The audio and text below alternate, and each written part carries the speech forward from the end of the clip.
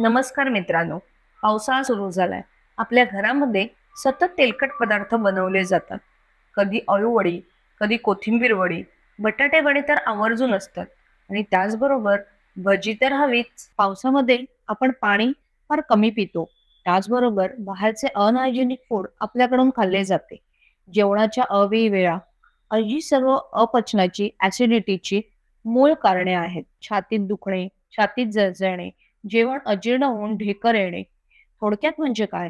आपले त्रिदोष वाढून म्हणजेच आपले कफ, वात, पित्त हे असंतुलित होऊन त्यातील पित्त दोष वाढीस लागतो. ऍसिड रिफ्लक्स आणि ऍसिडिटी ह्यालाच तर म्हणतात. तर यावरती उपाय काय आहेत? आपल्या आहारात योग्य प्रमाणात फळभाज्या, पालेभाज्या असाव्यात.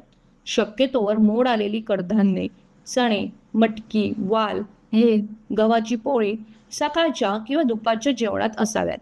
जेवणामध्ये पाण्याच्या ऐवजी ताक किंवा दही यांचा समावेश करावा. रात्रीच्या वेळेस अगदी सरळ सोपे, पचनास हलक्या अशा पालेभाज्या, ज्वारी नाचणीची भाकरी, वरण भात असे सात्विक जेवण असावे. जर आपण मांसाहारी असाल तर शक्यतोवर मांसाहार हा दुपारच्या वेळेसच घ्यावा. आपल्या आहारात ऋतूनुसार उपलब्ध असणाऱ्या फळांचा देखील समावेश करावा. आपल्या शरीरातील पाण्याचे प्रमाण देखील तितकेच महत्त्वाचे आहे. सकाळी उठल्याबरोबर चूळ न भरता 2 ते 3 ग्लास कोमट पाणी प्यावे, म्हणजेच उषःपान करावे. जेवणाच्या आधी अर्धा तास पाणी प्यावे व जेवल्यानंतर 1 तासानंतर पाणी प्यावे. रात्री झोपताना 1 ग्लास कोमट पाणी पिऊन झोपावे.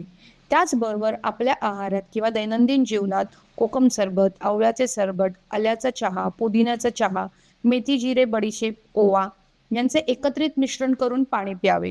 आता आपण ॲसिडिटीसाठी अत्यंत उपयुक्त अशा बेलांच्या फळांचे सरबत करणार आहोत. यासाठी 1 किलो पिकलेली बेलाची फळं घ्यायची आहेत. या बेलाच्या फळातील आतील नरम भाग काढून घेऊन तो 4 ग्लास पाण्यामध्ये 20 मिनिटं भिजत ठेवायचा आहे.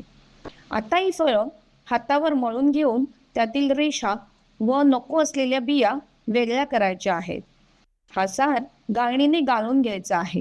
त्यानंतर आपल्या स्वादानुसार त्यामध्ये गुळाची पावडर अथवा गूळ मिसळायचा आहे.